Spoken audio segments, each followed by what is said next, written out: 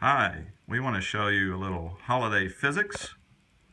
We have a beaded garland strand here. It's about 60 feet long. These are just little plastic beads, and they're in the original plastic container. Right now they are at rest, and so the law of inertia says an object at rest will remain at rest unless acted on by an outside force. The initial outside force in this case is going to be Kyle's hand. It's going to pick them up, but then we are going to let the force of gravity take over. Please watch.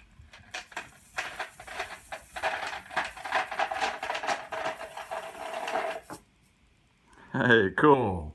Thank you. That was Newton's beads. That's what it's called, a little demonstration that shows that once an object is in motion, it will remain in motion.